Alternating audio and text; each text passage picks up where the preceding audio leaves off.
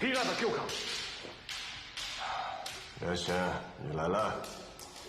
有人通知我来剑道馆，是我通知的。有何吩咐，长官？去那边豆腐换上。是的，17号衣柜，我已经替你把衣服准备好了。快去。嗨。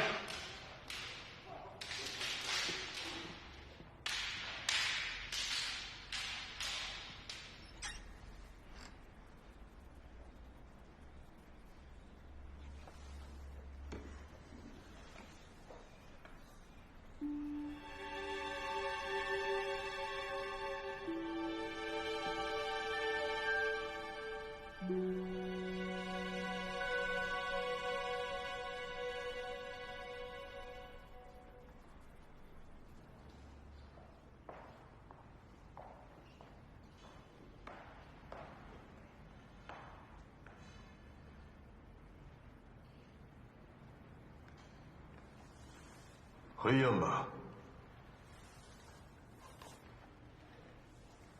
一点点。齐营的孩子一落生就是养育兵。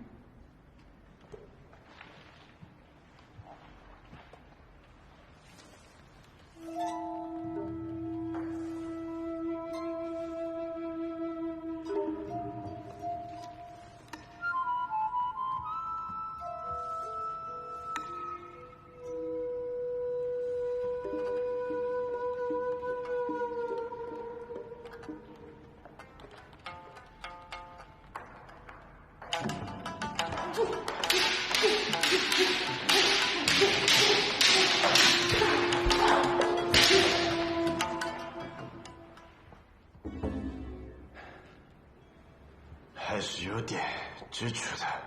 一点点。我未来的岳父大人让我替你们增添这堂课。我猜着了，那是一位慈祥的长者。这是作为体育项目，还是军事课程？是对军官的道德训练。听起来很新鲜。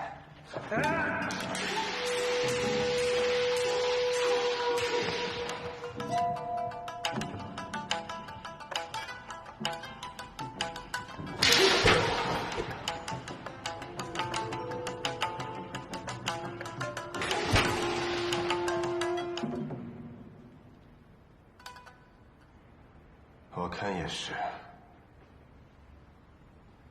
传统的中国军人，既没有夸张的男人性格，也没有比武决斗的风气，只有说服。以儒家学说对军人加以道德说服，所以中国军人最理想的崇尚是儒家。还真是这样。听我的，丢掉它。日清战争已经证明，所谓的儒家是不管用的。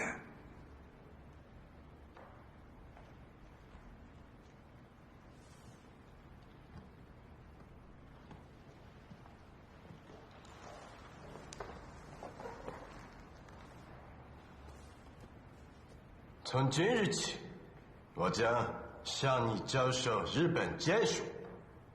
在剑术的道场里，你可以理解到我们日本人的精神人格和生活方式。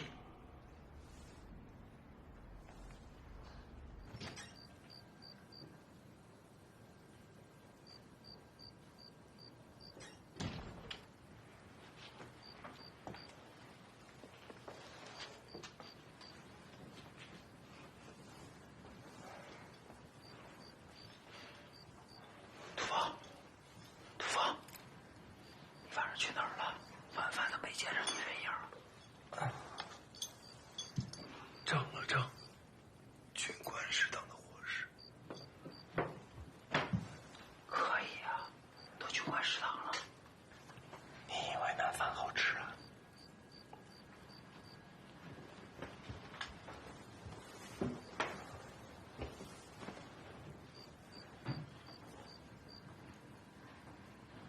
几天带你去东京帝国大学串串门课。东京帝国大学？去那儿干嘛呀？那儿有一堆有趣的人，他们也想认识认识你。你干嘛跟他们提我？嗨，我不提你，我提谁呀？提千里兄，就他的张口闭口袁大人。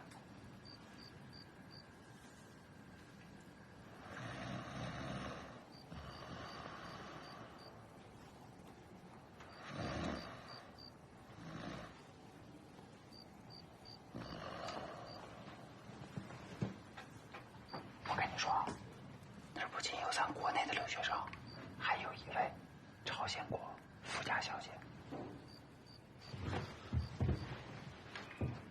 富家小姐，朝鲜的，当然啊，那还有没有家，也是那儿的留学生。上午、下午？下午不行，我得去大华。那就上午，别忘了。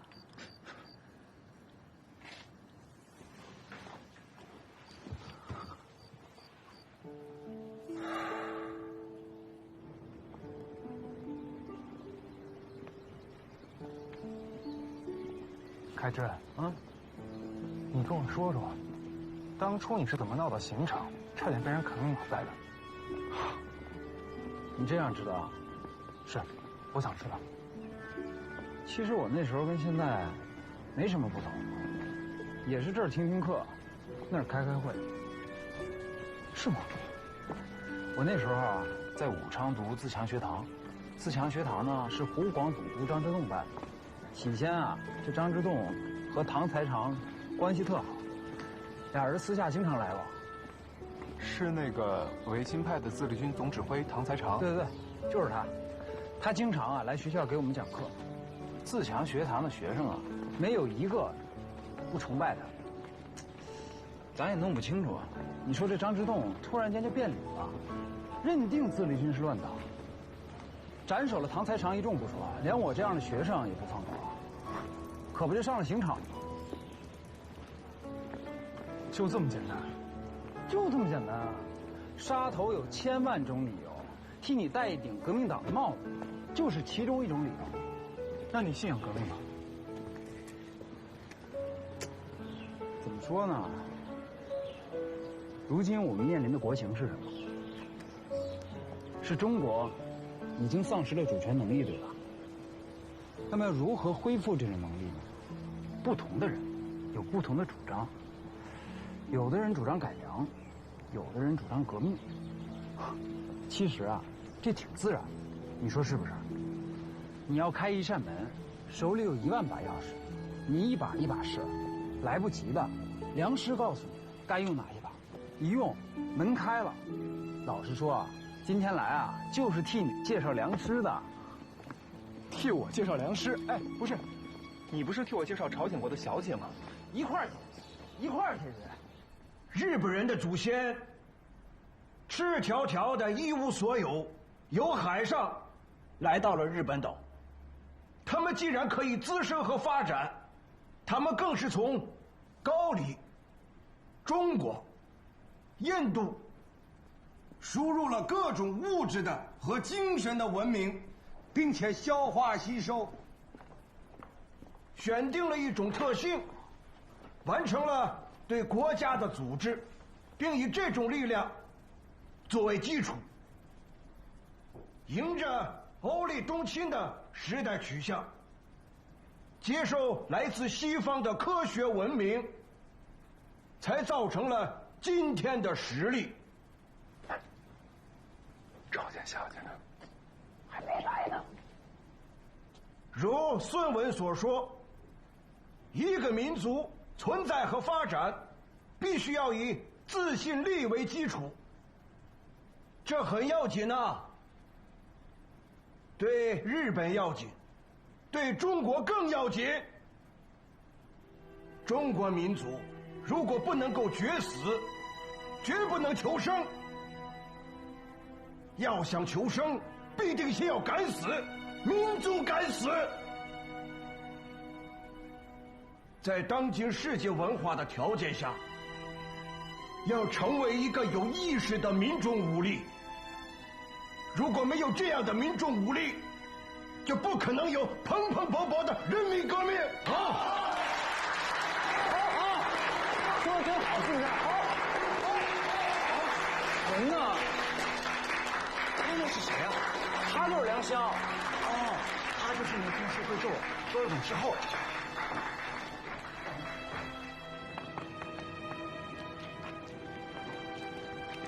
梁湘，梁湘，你也太不够意思了！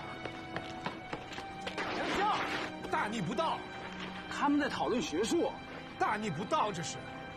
我只看到了一堆乱人，唯独没看见你说的朝鲜国的小姐。我没骗你，那个朝鲜国的小姐不住在学校，通常来的稍微晚一点。去他的朝鲜国小姐！你留着自己认识吧。哎，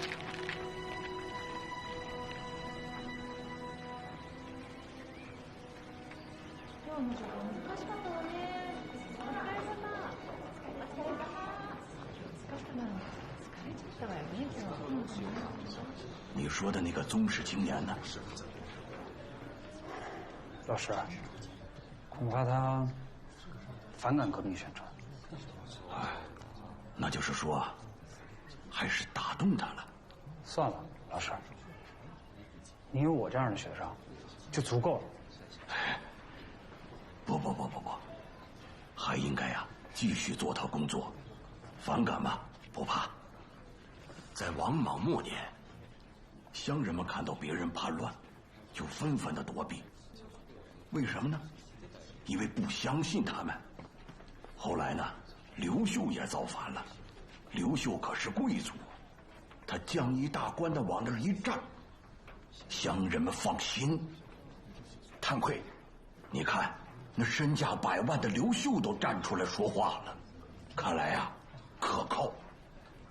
你要明白，能宣传一名宗室青年参与革命，那将是非常有价值的。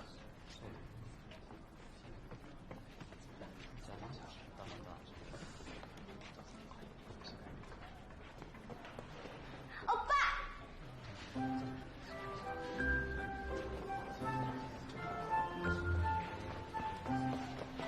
欧巴，どこに行ってたんだい？ちょっと失敗。昨日竹穴の字を書き忘れちゃって。誰のスカートをはけといたんだ。綺麗にしてこいって言ったじゃない。だとしても化粧してこいとはいけないだろ。とても綺麗だと思わないの？佩蕾莎，佩蕾莎，好看什么好看？哪像是富家小姐？なんて言ったの？最後、緊張を起こせせ。話があると呼ばれているんだ。君も一緒に行こう。行こう。我说凯芝来了，这次把这事跟他说。凯芝来了，凯芝，来坐。凯芝，我前阵子看到梁湘被公爵府的马车给接走了。你说这日本公爵对大清宗室子弟真的会如此亲近？难道真的要辅助大清？我看是黄鼠狼给鸡拜年。老师说的对，凯芝，你要劝他站到革命的这一边。刚才我听励志会的同志说，他们认为日本人是想培养倾听皇室为自己左右。今后若梁湘这样的人真的成了大清的股肱之臣，咱中国不得对日本俯首帖耳了吗？这怎么可能是这样啊？如果真是这样，我们一定要揭露日本人伪善的面具。这不只是梁湘，我们要让更多的在日中国留学生都清楚日本人这个汉字野心。对，是得让大家都知道。对，所以我们必须要鼓而呼之。我提议，你们留学生会可以创办一份革命期刊，鲜明其主张，彰显其革命，统一其思想。说得好，凯芝的这个提议好，我可以发动我们宿舍的同学，他们早就跃跃欲试了。我们宿舍也可以，我们也可以，我们可以。士官学校都为官费生，我都有不便。标稿、排版、印刷，你们一定要亲力亲为。如果经费不足的话，首期经费由我来出，后续的我们一起想办法。凯芝放心，这事儿包在我们身上，包在我们身上。放心，凯芝。万事开头难，我们的使命就是为进步期刊开一个好头。就这么干。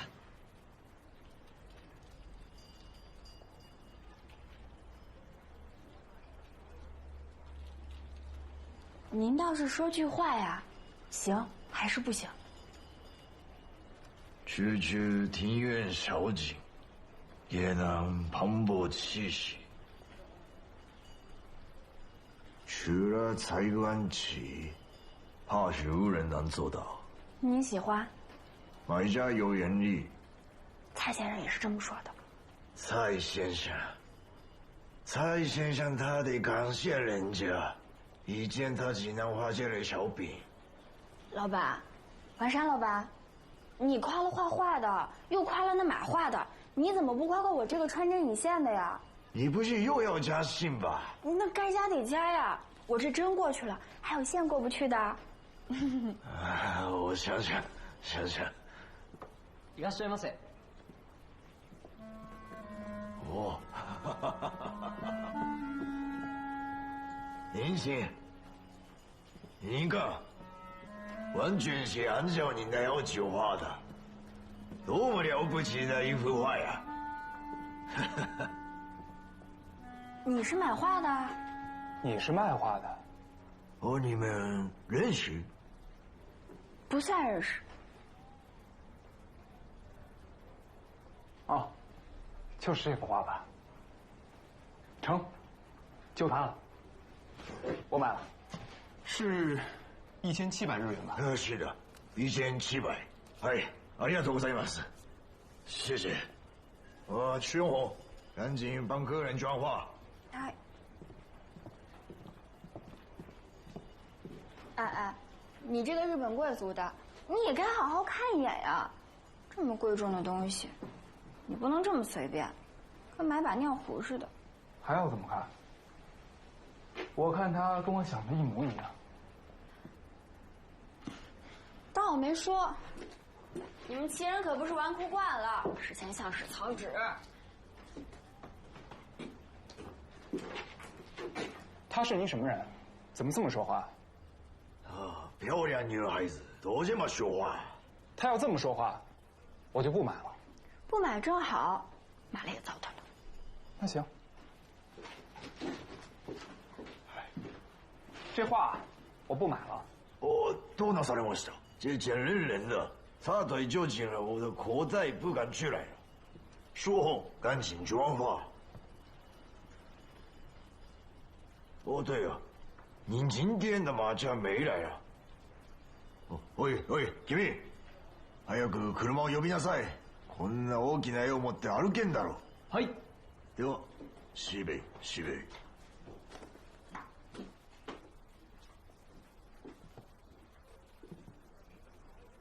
你还真傲气，想砸我饭碗？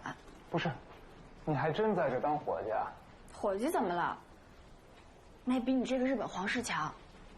你说，你要是不做那样的马车来买画，至少能省1半的钱。你这傻帽！日本人连皇室也敢骗？倒也不是。完山老板特意叮嘱，这幅画是日本皇室定的。蔡先生把吃奶的力气都拿出来了，光构图就琢磨了半个月，卖力着呢。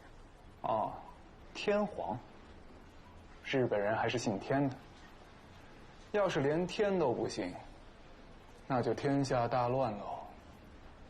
你的意思，国内是以不信天了，才天下大乱？你信吗？我？你看呢？就冲你对我们宗室的态度，你肯定不信了。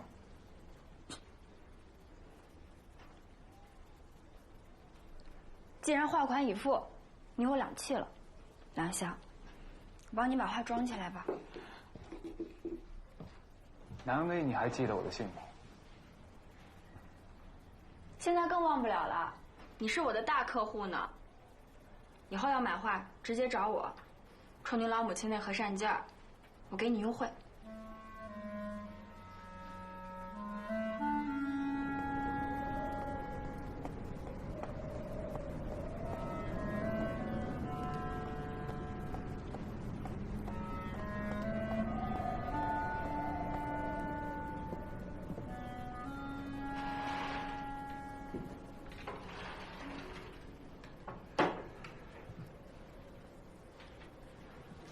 那。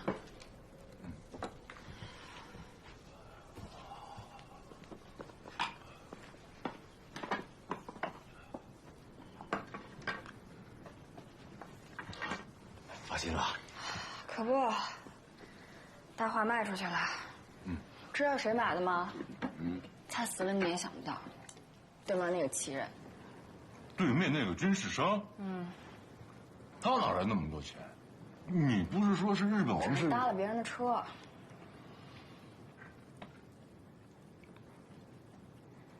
能搭上车也了不得。谁了不得？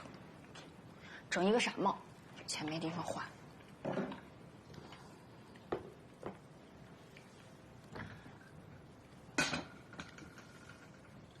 你在家水都不烧呀，就等着我回来伺候你啊？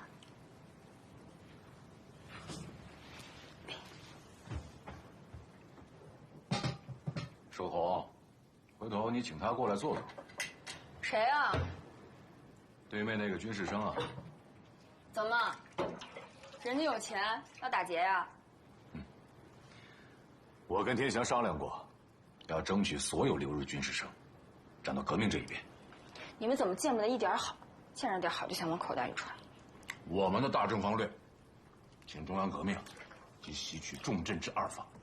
这二法哪样不需要新晋的军事人才？找机会你请他过来，我好好的做做他的工作。もうすぐお父様もお帰りになる。きっと気に入ると思うわ。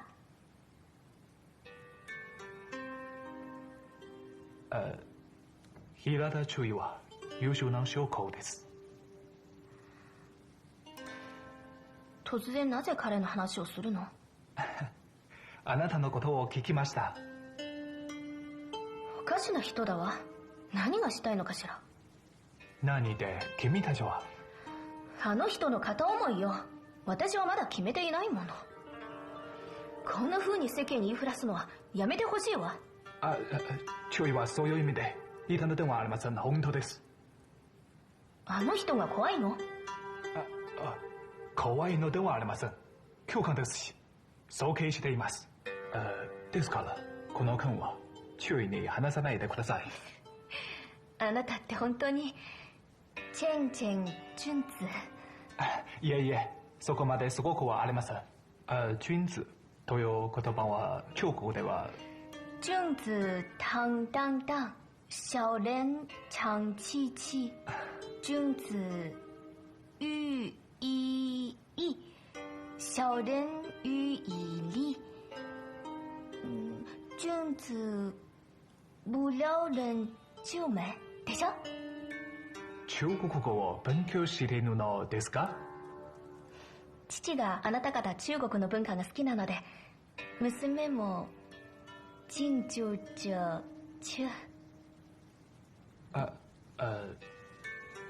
よしこお嬢さん、まだ学校に用があるのでこれで。どうして帰られるの？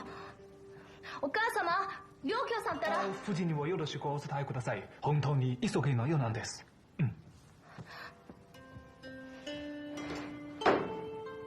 バカ。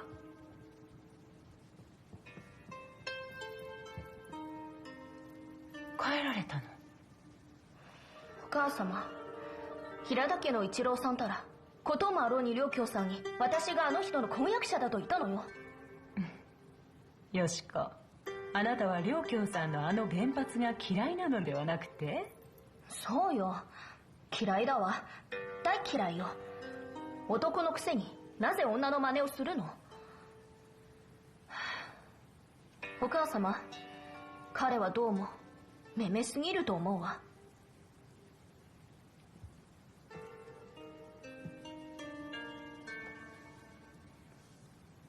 でもこの絵にそれは感じないのでしょ？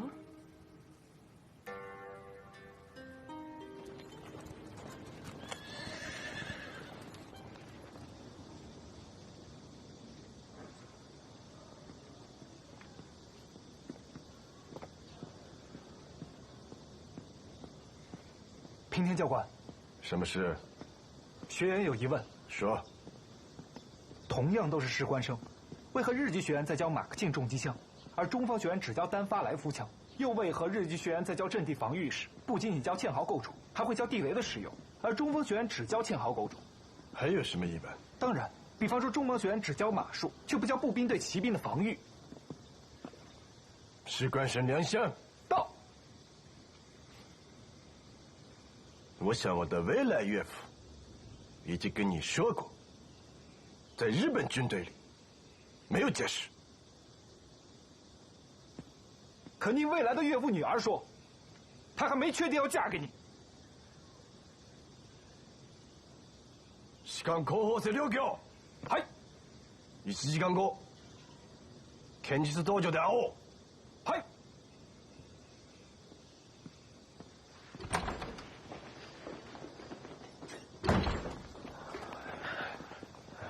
你小子有种，什么情况啊？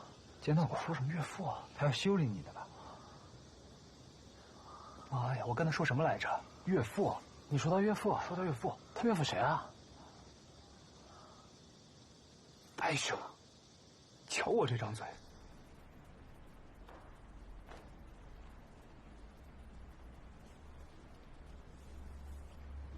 士官生両教、お前は知ってるか？裾の長い和服を着こなしたければ和服の礼儀作法にのっとる必要がある。聞いているのか？可我看它就是一块布，曲中开了滔滔的洞。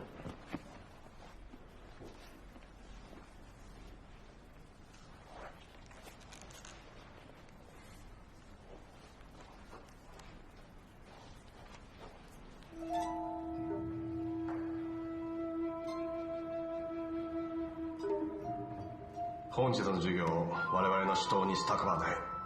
随你，你是老師。教官をやるのも容易ではない。まずは君たち生徒を打ちのめさなければならない。それでこそ君たちは傲慢な心をして謙虚になる。威張るだけではダメだ。それでは意味がない。かかってきなさい。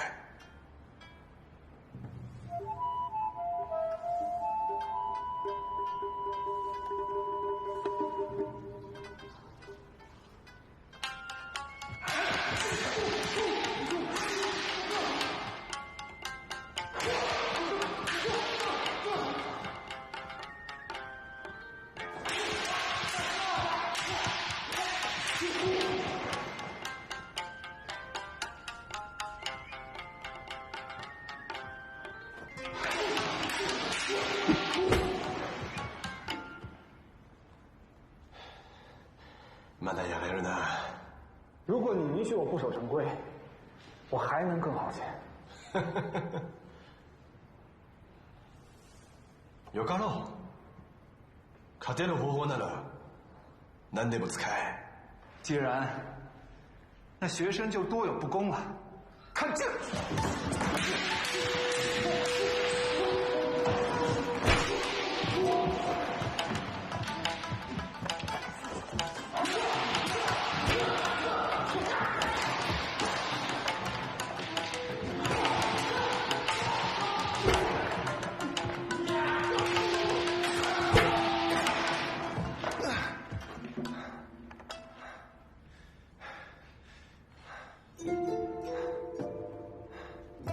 見えるか？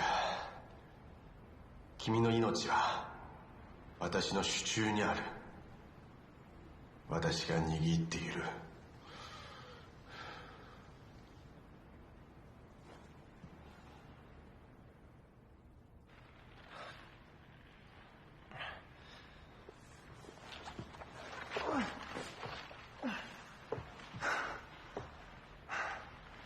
没错，你说的很直白了。我々の間に気遣いがいるか？本音で話そう。梁想，我奉劝你一句，不要抱怨，抱怨是弱者的专利，而这个世界的规则是由强者来决定的。没有哪一个强者会把自己的制胜方法全部交给他人。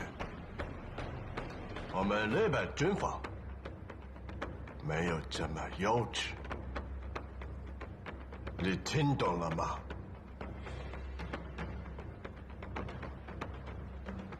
说得好，你说的真好。你听懂我说什么了吗？即便我不知道你说的是什么，但我知道你说的好。谁叫你是老师呢？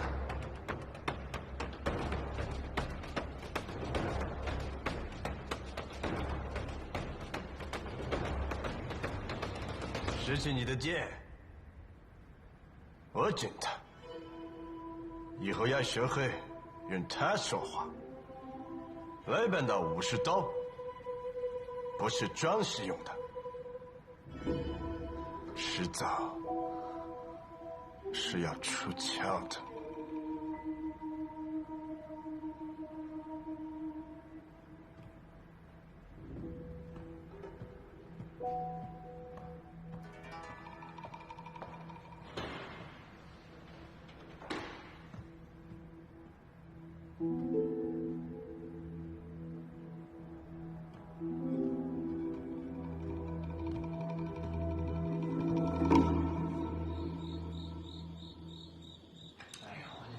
人说他俩这宝剑，咱屠方不会被打坏了。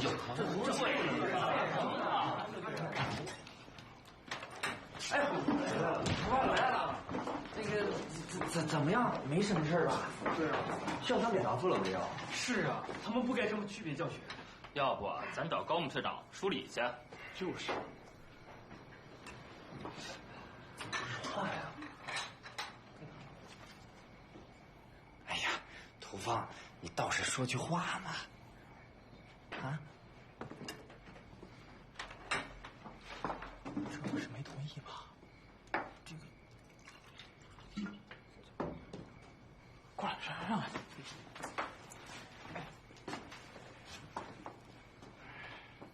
怎么了？说句话呀！起来喝水，来。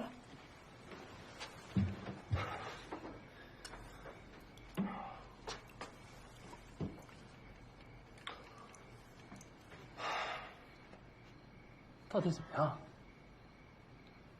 我不知道应该怎么样，但我知道绝不能那样。哪样？请愿、罢课，这在东京帝国大学也许可以，但在军校绝对不行。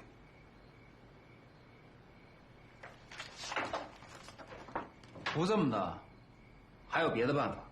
他不愿意教，教了也白教。只有一个办法，他愿意教的，你就得好好学，学的比他本国学员还要好。等着吧，武士手中的刀，早晚一定会出鞘。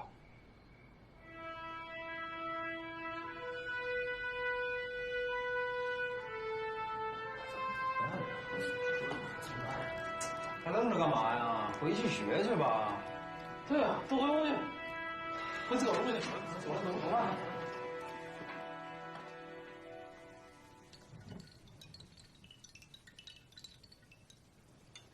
怎么样啊？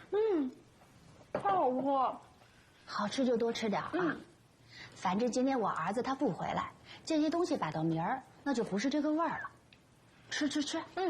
哎，尝尝这个，来尝尝，用手拿着。我好久没吃过这么好吃的中国饭了。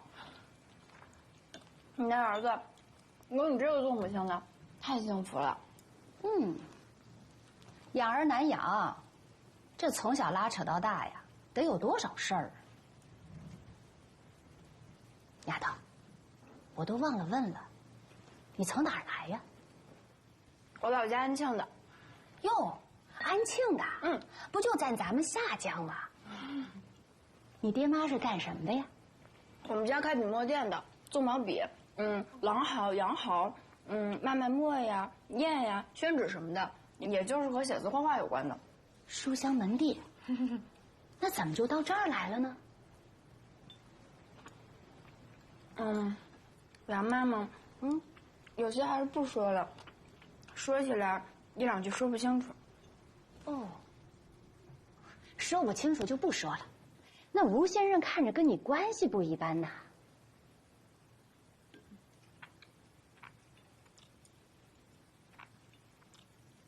哦，不难为，不难为，说不清楚就不说，咱说那些说得清楚的。哎呀，这话也是，我这儿啊，打小在齐营长大。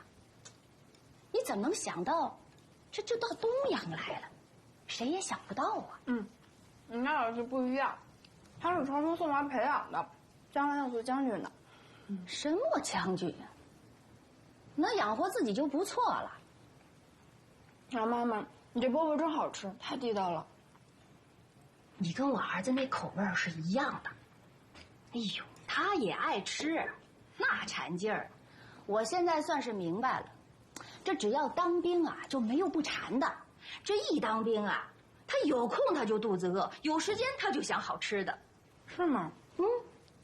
那天我儿跟我说，他行军操练的时候，他想吃什么，你知道吗？他想吃啥？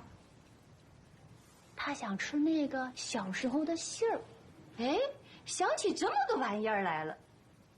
杏儿，哎呦，那吆喝起来可好听了。青水了杏儿嘞，不酸了蔫儿了米的杏儿嘞，好听吗？说。吴先生叫你了。杨妈妈，我去吧去吧。哎，丫头，你把这个给吴先生端回去，让他也尝尝啊。哦，这个，那就拿饺子吧。好，谢谢杨妈妈。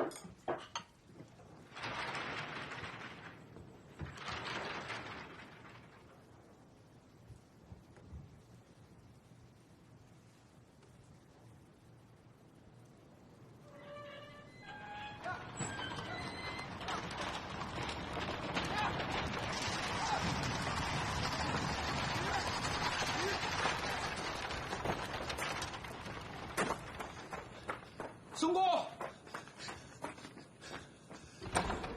宋公，宋公，大人，什么事这么慌张？你先看看这个，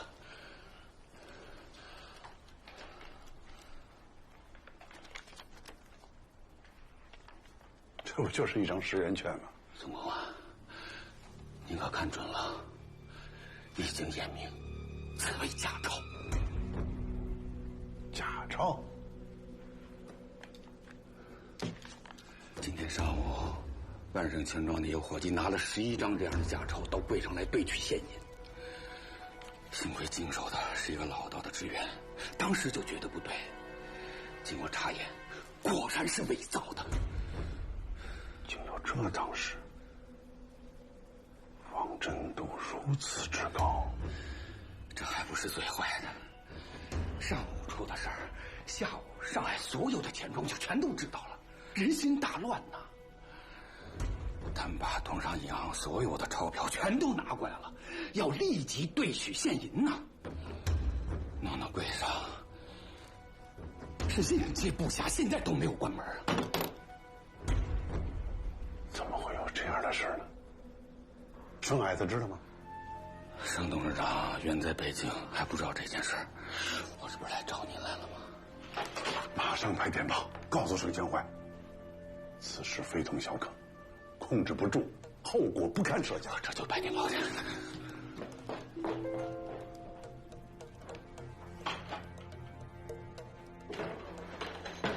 抱拳，抱拳！哎呦，哎呦，不得了了，不得了了呀！什么事？我刚从余公馆回来，你晓得哇？咱们通商银行的钞票被人做了假呀！不就是11张10元券吗？不是呀，先是10元券出了假，晚上又发现5元券也出了假呀。5元券也有假的？要不怎么说不得了了呀？余家的那个厨子小丁啊，哎呦，就是烧淮扬菜的那个。我知道，彩姐，快说。小丁今天拿了一张5元的券去汇丰银行兑换现银，银行职员非但没有给他兑换现银，还当场把钞票撕掉了，还盖上了“假币”2个字。小丁非让我把这个拿给你看看。你可是通商银行的董事呀，他让你一定要给他评评理呢。妈的，麻烦大了。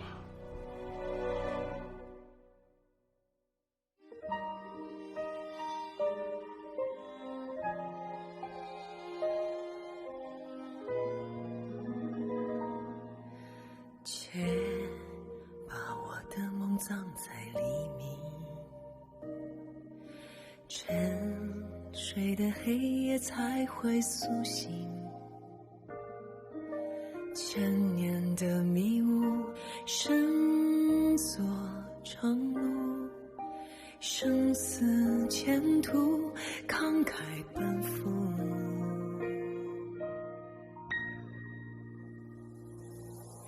挥手峥嵘，血洒从容，任片片嫣红，人生初见难相逢。挥手峥嵘，我心从容。这一曲苍茫，留下爱的光芒，照亮星空。挥手峥嵘，血洒从容，任片片嫣红，人生初见难相逢。挥手峥嵘，我心从容。这一曲苍茫，留下爱的光芒，照亮星空。挥手峥嵘，血洒从容，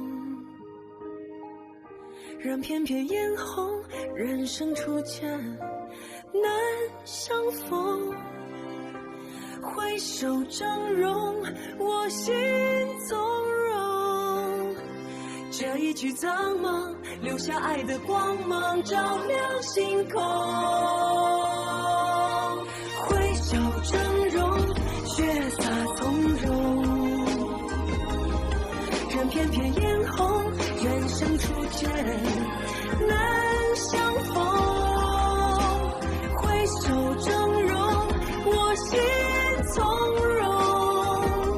这一曲苍茫，留下爱的光芒，照亮星空。